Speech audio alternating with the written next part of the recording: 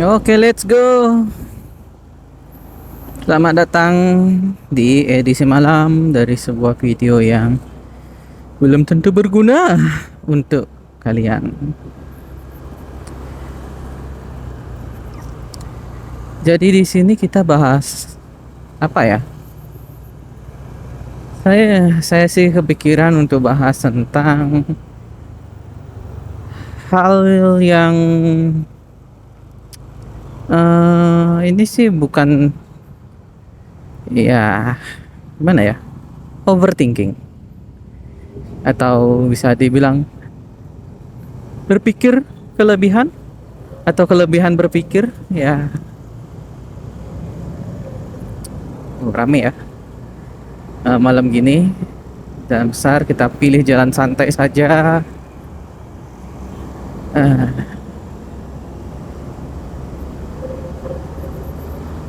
Ini ngomong-ngomong, semua peralatan udah dibawa belum ya? Kenapa aku jadi kepikiran ya? Aduh, oke, tunggu. Kita berhenti sebentar. Kita berhenti sejenak.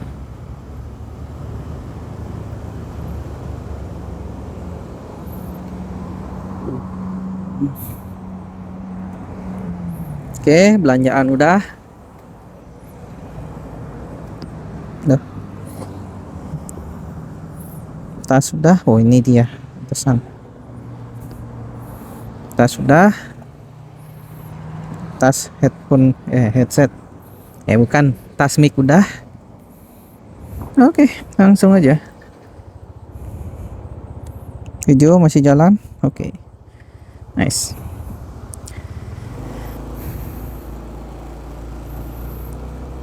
Udah ya. Itu sebenarnya sindrom apa ya kalau yang tiba-tiba ngerasa lupa sesuatu itu? Mic udah nih ya. Ini mic aku taruh di tempat yang berbeda lah untuk ngetes suaranya. Tapi ya pelan-pelan aja lah. Nggak pernah juga jalan ngebut. Pernah sih. Oke, overthinking. Ini masalah yang bisa dibilang gimana ya? Kadang overthinking tuh ya penting. Maksudnya untuk hal-hal yang perlu detail, yang perlu perhitungan. Kadang overthinking itu ya bagus. Tapi tentunya yang berlebihan tuh ya nggak bagus ya. Jadi tetap harus ada batasannya lah.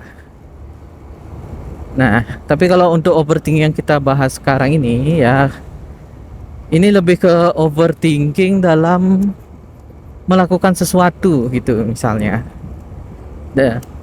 Misalnya kita berpikir untuk bikin konten YouTube. Nah, kayak sekarang ini kan ini masih di hari pertama, udah video yang kedua ini. Oke. Jadi ini anggaplah saya overthinking gitu ya. Jadi overthinking, nggak mulai YouTube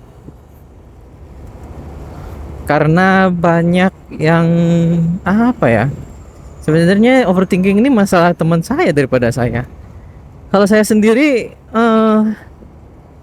gimana ya, kalau saya sendiri orang yang suka nyoba dulu. Jadi kalau ada uangnya, ada modalnya, dan kalau uangnya saya pakai belanja ini itu nggak masalah, ya biasanya sih langsung saya coba. Kayak ini nih, YouTube ini nih saya coba sekarang karena pertama saya ketemu ide.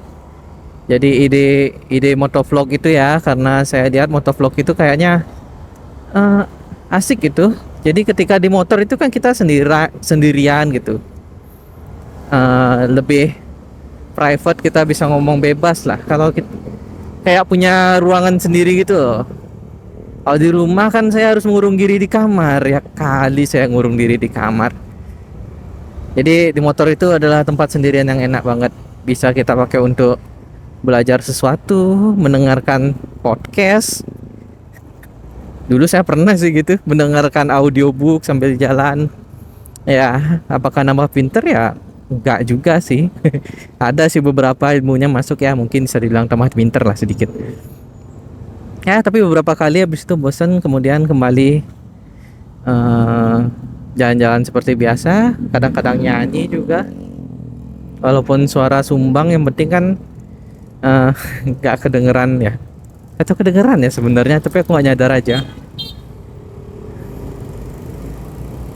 Oke, udah hijau. Jadi gimana ya? Jadi aku orangnya ya suka nyoba dulu, mulai dulu, merasakan susahnya, merasakan gagalnya, baru saya mengerti di mana sulitnya. Lalu saya tahu apakah saya ingin untuk menerima kesulitan itu setiap hari atau enggak.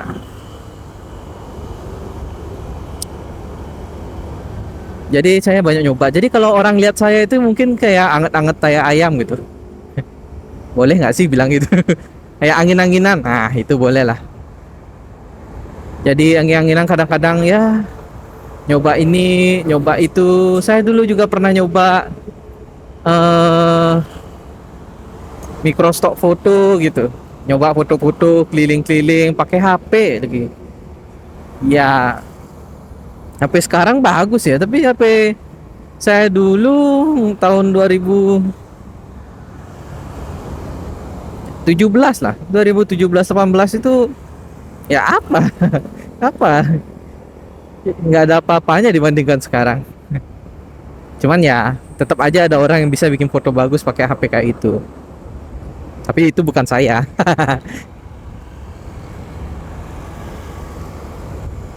Kemudian nyoba apa lagi ya? Banyak sih yang saya coba. Bikin ya bikin video. Habis itu upload ke apa ya? Nama webnya Black Box gitu. Jadi dia itu bisa ngirim video itu ke beberapa microstore. Nah, terus hasilnya gak ada lah. Namanya juga nyoba. YouTube juga saya nyoba. Bikin portofolio, bikin apa ya? Desain. Kadang-kadang masukin konten game juga. Yang aku inget konten game itu cuma BDO satu biji gitu. Tapi videonya diam, nggak ngomong. Ya, gimana ya? Saya selalu ngerasa kalau mau bikin video kayak gitu itu saya harus bersuara. Tapi nggak suka gitu. Nggak suka ngomong kalau harus di hadapan kamera gitu. Jadi kalau yang ini kan kameranya nggak ngadep saya nih, aman.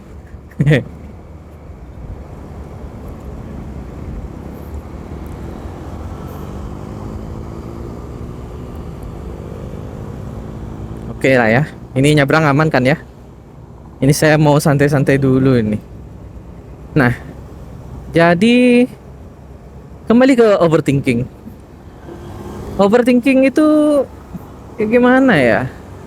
Kalau kalau nggak salah nonton channelnya Gary V gitu, Gary V Vaynerchuk, kayak gitulah namanya. Dia itu bilang overthinking itu sebenarnya adalah kita apa ya? Adalah kita sebenarnya takut untuk mengambil suatu keputusan, suatu kesempatan. Takut, ya benar-benar takut. Tapi kita tutupi dengan pemikiran-pemikiran yang logis. Ya, overthinking tuh logis. Apa yang nggak logis dari overthinking? Kayak misalnya nih, naik motor dengan kecepatan ini 40 km per jam.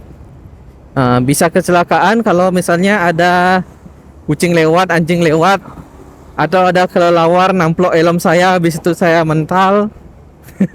Ya, kalau overthinking kan ya bisa aja lah.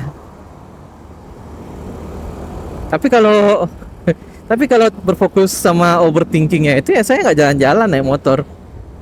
Mungkin saya nggak akan keluar rumah juga. Apa coba? Misalnya, oh saya mau ke Indomaret. Kalau naik motor bahaya bisa kena ini itu. Oke, saya jalan kaki.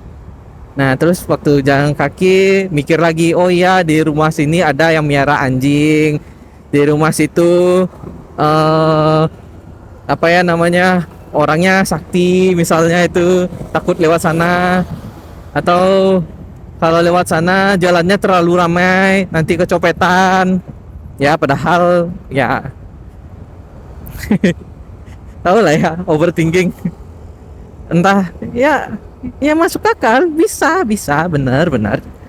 Tapi kalau kalau kita berfokus ke overthinking yang seperti itu ya nggak jalan-jalan. Gimana mau jalan coba? Kalau kayak gitu takutnya.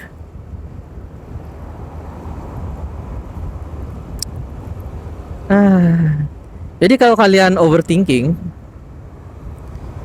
ini kenapa lampu kedap-kedip? Nah, ini nih lampu kedap-kedip, kita bisa overthinking nih. Ada headsetannya di jalan ini. Terus besoknya kita nggak pernah lewat jalan ini lagi. Kita pilih jalan yang lebih jauh. Tapi kalau kita memikirkan jalan jauh, malas jadinya.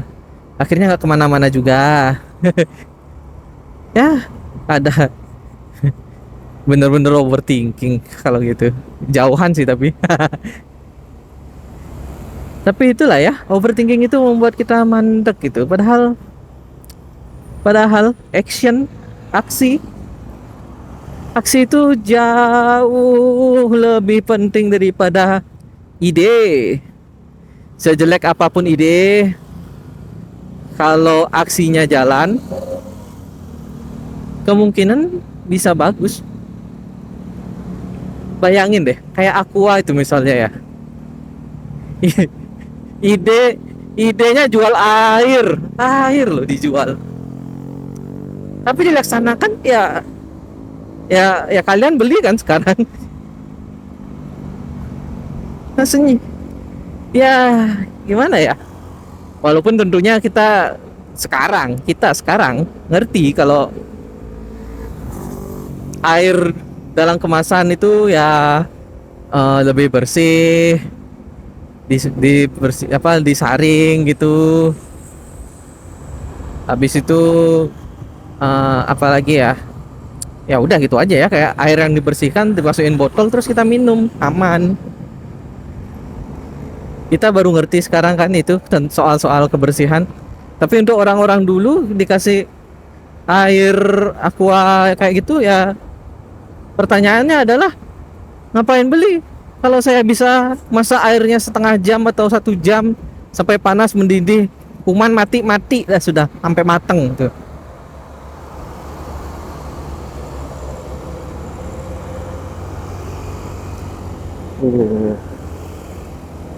Kan sama aja ya. Tapi sih ya udahlah ya, aku udah terjual. Terus ada yang jual udara di Tokped, gila. Ada yang beli juga di Tokped apa di Shopee ya, nggak tahu lah, pokoknya ada lah yang jual tuh, jual udara. Terus ada juga cerita anak kecil yang jual gambarnya. Ya, anak kecil nih jual gambarnya gambar ya, gambar atau anak biasa lah.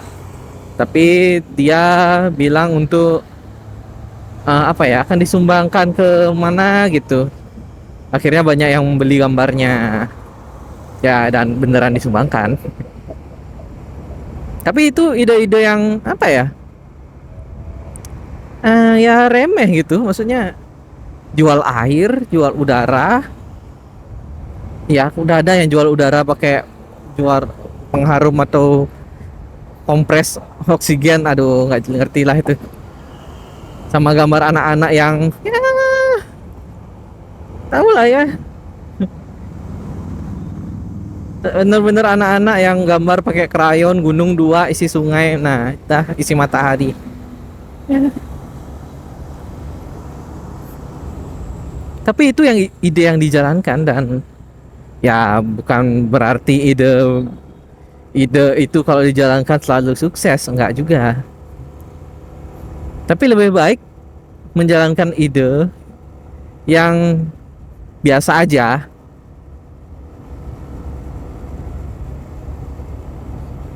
Silau ayam. Lebih baik menjalankan ide yang biasa aja daripada memikirkan sebuah ide yang masterpiece. Kenapa?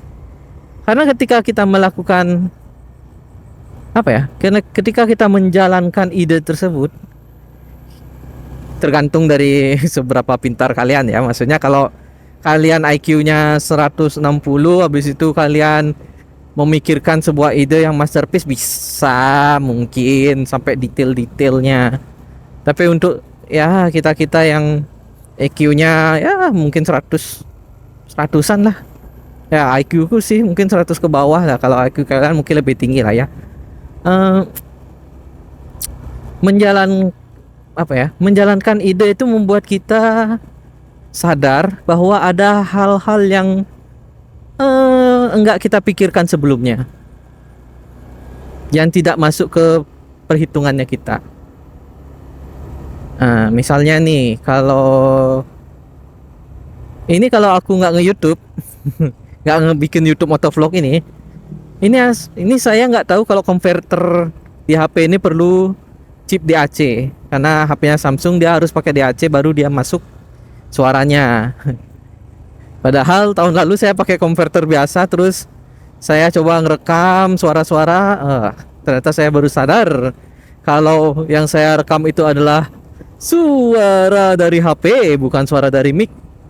Sedih nggak tuh? Setahun loh.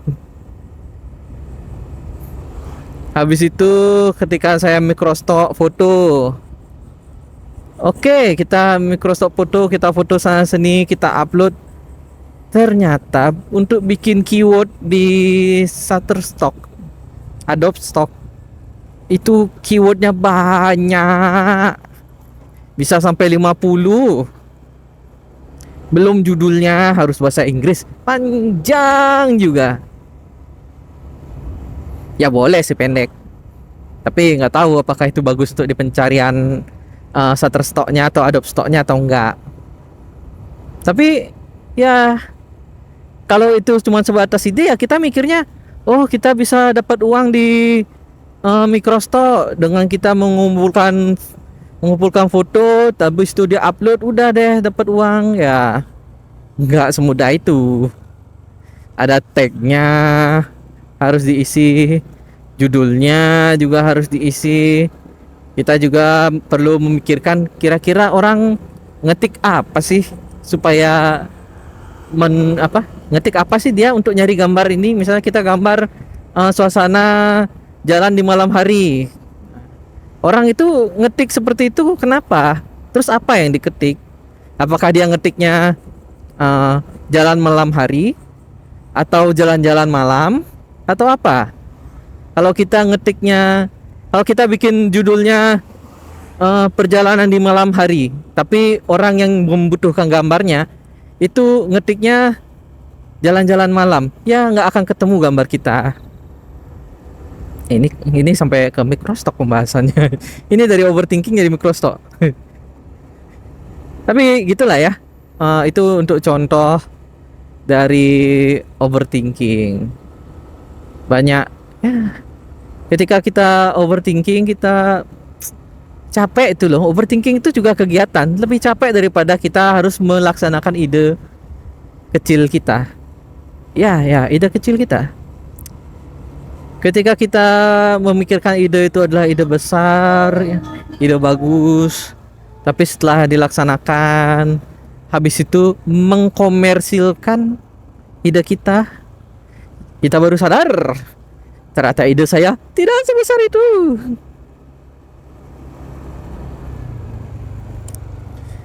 Ya.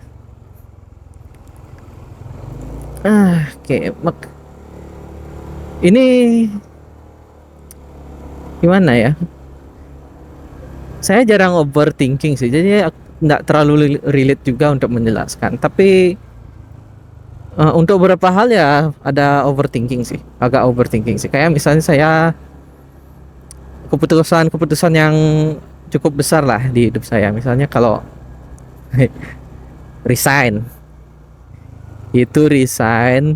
kalau saya kirim surat ke HR itu sama dengan melepaskan 5 juta per bulan kayaknya. Ya kayak gitu lah, 5 juta per bulan. 60 juta per tahun. Dan itu cuman untuk bukan mengejar sih, dan itu cuma untuk sebuah kegiatan jualan desain yang waktu itu penghasilannya cuma 500 ribu. Ya, saya resign untuk 500 ribu rupiah dan uang sekitar 5 jutaan. Apakah itu worth it? Ya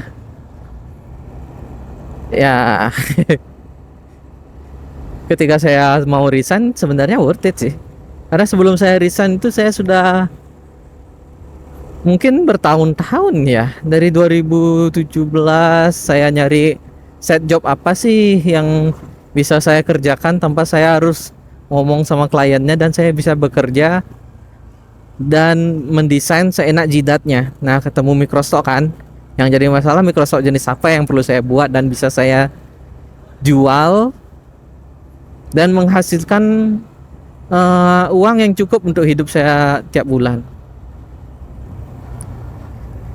Kemudian ketika kerja saya merasa udah cukup jenuh dengan pekerjaan, ya saya mempersiapkan diri, nabung, kemudian resign deh.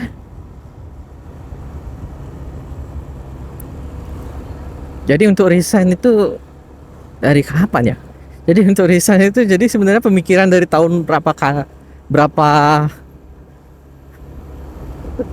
lama, dan udah berapa lama ya, udah 5 tahun mungkin lah, bilanglah 5 tahun, tapi baru terlaksana tahun lalu. Ya tahun lalu, tapi baru terlaksana tahun lalu.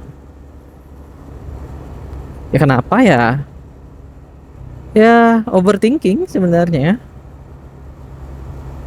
Ada rasa takut untuk resign dan rasa takut melepaskan hal yang lama dan mencoba hal yang baru. Kalau kalian masih muda dan masih tinggal sama orang tua dan orang tua kuat untuk membiayai kalian, ya yang seperti ini itu ya bisa kalian lakukan tanpa harus pikir panjang. Beda dengan beberapa orang lain yang kalau dia nggak kerja ya nggak makan. Itu dia harus lebih berpikir lagi sebelum dia resign. Tapi kalau misalnya kalian hidup di keluarga yang berkecukupan, kalian nggak kerja juga, orang tua nggak kesulitan, ya cobalah hal-hal baru. Atau sebelum kalian, ya nggak nyaranin resign juga lah, mungkin lebih tepatnya kalian memang harus nyoba hal-hal yang baru, mencoba hal-hal baru, terutama kalau kalian sudah mulai jenuh sama kerjaan kalian. Belajar